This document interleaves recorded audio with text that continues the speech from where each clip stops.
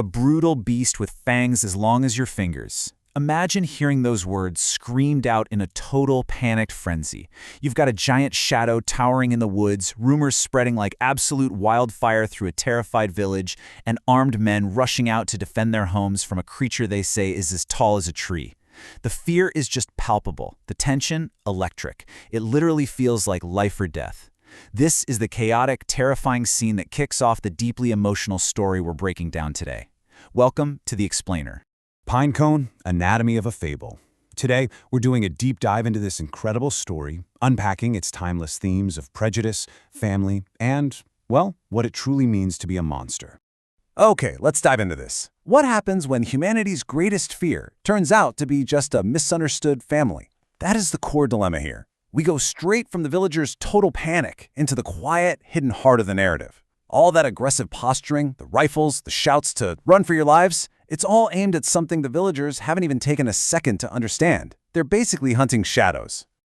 To really wrap our heads around the tragedy of this misunderstanding, just look at the stark contrast. On one hand, you have the villagers' perception, this ruthless, towering monster. But the reality? It's a gentle, loving Bigfoot family just hiding out in a cave. I mean, while the men are out forming an angry mob, the young Bigfoot child just wants his papa to take him to the river so he can splash around and play. And the dad? He's just trying to grab a good meal for his family. That juxtaposition between this aggressive, scary folklore and just pure innocence, it's honestly heartbreaking. Now, what's really interesting about this is how the story completely redefines a concept we all think we know: bravery. Down in the town, bravery is all about grabbing a rifle and hunting down a beast. But deep in that cave, the Bigfoot mother beautifully subverts that whole aggressive definition. She teaches her child that bravery isn't about not being scared, it's feeling terrified and walking forward anyway. And even more importantly, she tells him that the bravest hearts are actually the gentlest ones. True strength is being kind and caring enough to help someone smaller than you. Keep that idea of protecting the vulnerable in your mind, because it brings us to a really important number, 3. That represents a massive piece of backstory. Our young human protagonist was adopted by her Uncle Davy when she was just 3 months old. Her parents had actually ventured out into these exact same woods and tragically never came back. By setting this up right away, the story introduces this powerful undercurrent of orphans, of loss, and really the extraordinary lengths a guardian will go to protect the vulnerable. And that backstory is exactly what makes the central relationship of the fable so incredibly poignant. The human girl and the baby Bigfoot, Pinecone, they are essentially mirrors of one another. Think about it. They've both lost parents or been separated from them. They both share this rebellious, super adventurous spirit that pulls them into the woods, and they are both deeply misunderstood by the fearful adults in their lives. So when the girl finds the injured baby Bigfoot and gently bandages his arm, the story proves right there that man and beast aren't actually so different. They're literally just two lonely kids looking out for each other. Let's zoom out for a second and look at the larger forces colliding here, because there are 3 distinct motivations driving this whole thing off a cliff. First, you've got the hunters. They are fueled by generational fear, entirely focused on capturing or destroying the threat. Second, you have Uncle Davy and his niece, who are driven by empathy and this fierce need to protect the innocent. And caught right smack in the middle is the Bigfoot family. Their motivation? Pure survival and love. They are desperately trying to hide and reunite. Grasping how these 3 motivations smash into each other is key to really understanding the tension of this fable.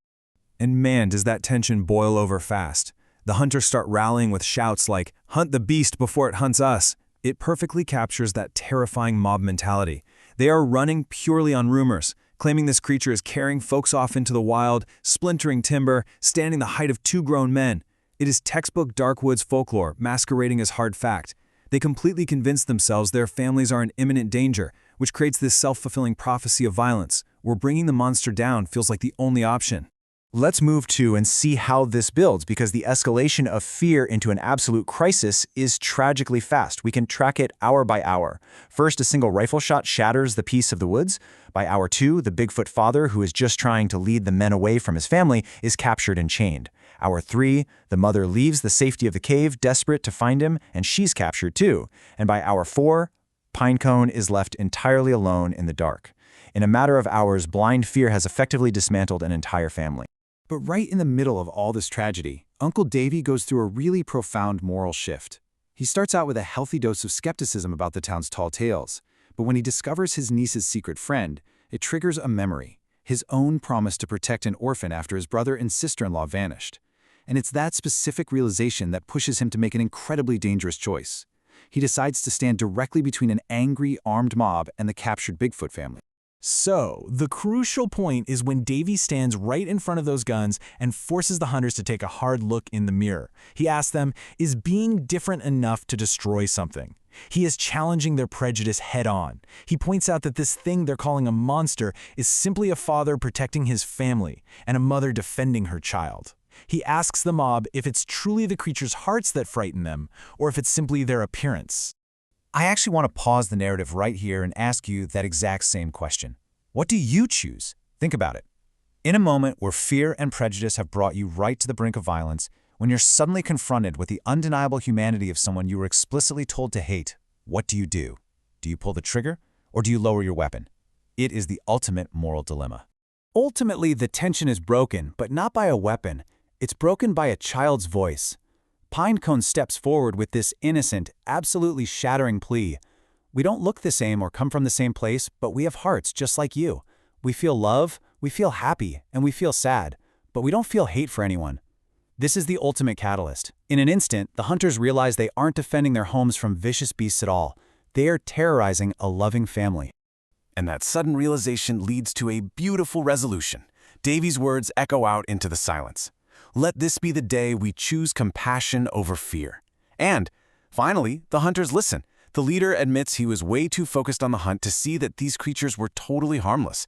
The chains come off, the weapons are dropped, the hunters choose to let them live in freedom.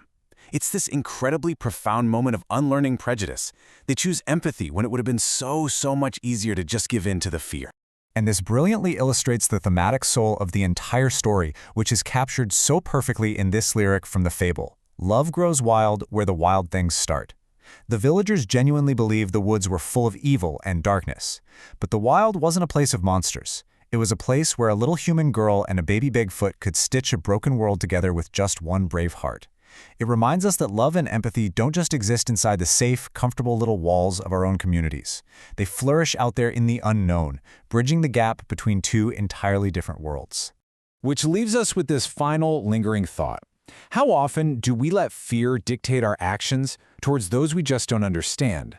Now, the story of Pinecone might be a fictional fable about Bigfoot, but the mechanics of fear, rumors, and prejudice, those are very, very real.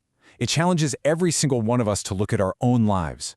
Are we building cages based on misunderstandings, or are we brave enough to see the shared heart beating inside someone who might look a little different than us?